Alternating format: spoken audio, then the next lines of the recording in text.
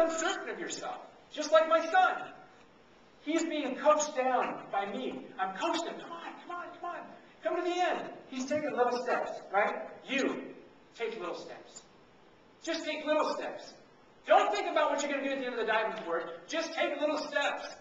Have somebody there to encourage you along. As he got closer, you could tell he was very nervous. Scared may be the best word. And I said, go, go, go, jump. And he's like, no.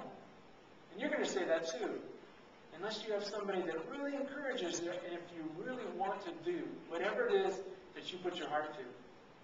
And what happened was, and many of you have kids that have jumped off the diving board for the first time, but it was kind of like this. You know, and he just fell in. He didn't jump or anything else, and he goes underneath the water. You know, I'm making sure that he bounces back up, bounces back up. Now, many of you have kids, right? 4-year-old jumps in the water, first time, off the diving board, pretty extraordinary. He's got some excitement. He didn't die, right? So that's the first thing he's excited about. But he comes out of the water. Show me the look on your face of a 4-year-old coming out of the water for the first time after... I mean, does he have a smile? I mean, he's from ear to ear. He's all teeth. He's laying his head back and he's like, Dad, did you see my flip? And I'm like, I don't know. But I was like, man, that was great. You did awesome. And finally I coached him over to the side. And he comes over to the side and he puts his head up on there and he looks up to me and he says, what? Can I do it again? Can I do it again? And the same thing goes for you. When you go up and get on that diving board and you take a risk, now your confidence changes. You want to do something more again. And it's about starting that process. It's just the first inertia that requires you to get going. Then you get momentum. This time, he looks over to me like this. Thumbs up. You know, I don't know what thumbs up means in little kid world, but I'm just like, oh, he's got confidence. That's great. And then, he starts running down the diving board. He gets to the end of the diving board. He flips off the diving board. He watched what those other kids were doing. And he followed in the same level.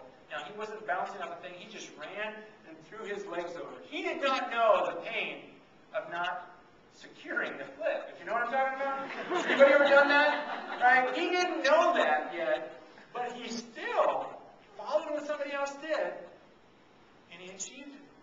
And so here I am, right? I'm 305 pounds. Ever since I was a kid, I've always been the cannonball guy, right? I mean, fat kids aren't the flip guys. You know what I'm saying? Fat kids did this on the flip, most of us. And what happened is that about 10 years old, I quit trying to do the flip. My skinny older brother, him and his friends, always do the flip. The girls are like, oh, hi, John, hey. Me, it's like, you know, oh, he's a pretty nice friend, that kind of thing. But I'm the cannonball guy, right? I'm the guy that the lifeguards are scared of because I'm going to douse them with water. I mean, there's like no lifeguards within like a 60-mile radius of my hometown that didn't know where Dave Bush was at. And I got comfortable being the cannonball guy. But deep down inside, I wanted to be the flip guy. So I'm looking at my son, he's 4 years old. I'm a former athlete. Yeah, I'm 305 pounds, but that doesn't make a difference, right? So I'm thinking, I'm going to do the flip. Son, stand here. So I get up on the diving board. Now I'm nervous, right? Because now I've gone above and beyond, which usually regular customary. I'm now like, oh goodness, I better really take this, you know, and I'm like walking off the diving board, and nowadays those diving boards have so much spring in them. I walked to the end of that diving board because I'm over 300 and I'm thinking, I better just test this thing out because if this thing snaps, it's not going to be fun. So I got to the end of the diving board and I just wanted to give it a once over, you know, one of those kind of jobbies. That thing goes down and touches the water and comes back up. I'm now thinking, man, if I don't land this thing right, I'm going to be an Omaha. I mean, this is not going to be good. So now I'm pacing back and forth, and then all of a sudden the kids are lining up, and they're like, go, mister! And I'm like, stop! Please, be quiet! And then all of a sudden I'm seeing some, and we live in a small town, 10,000 people. There's friends. There's neighbors. There's an audience! Guess what? You're going to have an audience. Leaders have audiences. They look up and watch how you perform.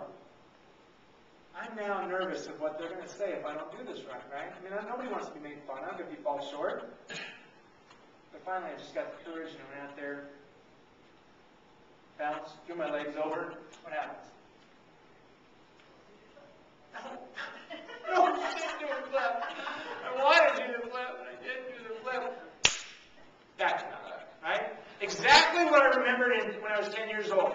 The pain was excruciating, right? I mean, you've done a belly flop or something. If you ever dived off a diving board or something, you know what that failure feels like, right?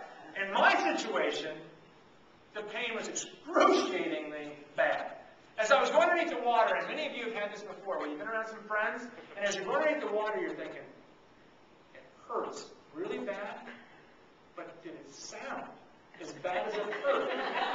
Because maybe they didn't hear the sound of the smack, right? So I'm thinking, okay, I don't want to go up yet. I don't want to go up yet. So I'm pushing myself up. I finally had the courage to raise up to the top of the water, and I try to play it off, like, guys do. And just like, hey, how's it going? And the first thing I did was I looked up at the light